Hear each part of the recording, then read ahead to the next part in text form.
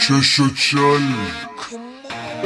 دوباره قلم تو دسته، میبینی که رقصش گرفته، میپره بالا بگذاریم رو خط شعر مینویسه هستش تو آخرش هرگز نمیذاره تنها تا بخوره بمون ترکش از جنگ رپ. خب بذار از سر بگم که شماها تک تک به سب میشید میخوری تک تک که چک از خود کار من اونم افسریش بگذنه میشید بستری دافتم با یه بستنی پیش بچه هاست تو خونه میزنه لوله همین الانم لوله اون لوله‌شم تونل بعد میگه خونه‌شون دور سگ نشو با ما دوست باش شکم کف دستو ببین موداش بکن نمیشی دوست چی رو راست بگم هیچ گوهی تو نمیشی چون که میخوای بپیچی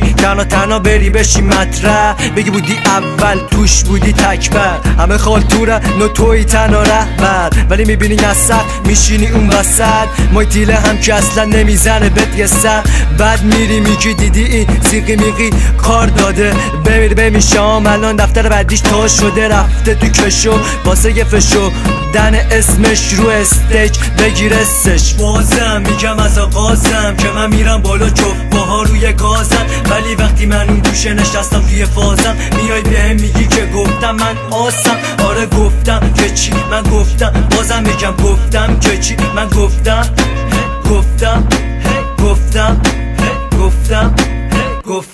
فازمو گرفتی نه نگرد و مال منیش بشین تو کف بعدیش شرفا میکنه تفتیش بیدو مثل کلان تو هم مثل کلاق برو جار بزن بگو کردم عمرم با فنا پای این کار آره میبینی این بار بازم قلمم دستمه شهرت حدسمه بردن قصدمه میگیری فازو پس نده دروغ نگو خوب باش نگو بده کار نگو چرا منم نخوندم از جامعه بیکار شرم پر رپ کنه چو تو دلا غم پره میگیره تو ول کنش پی خودش باش بشه خودش بالایی ها میگم میگیری چی میگم نورا دیدم نه تو نمیگیری بزن کنار نفتی نشی بزن اشی مشی میگنی خیلی لشی بزن ماتیک مشتی بازم میگم از آغازم که من میرم بالا جفباها روی گازم ولی وقتی من اون گوشه نشستم توی فازم میای بهم میگی که گفتم من آسم آره گفتم که چی من گفتم بازم میگم گفتم که چی من گفتم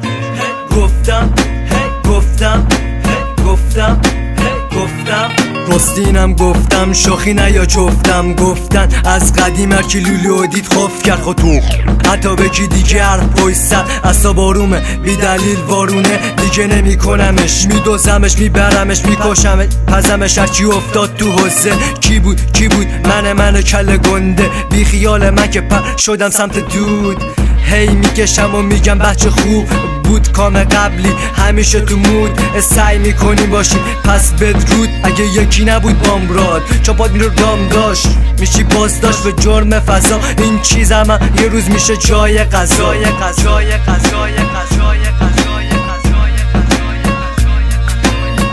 بازم میگم از آغازم که من میرم بالا جفباها روی گازم ولی وقتی من اون گوشه نشستم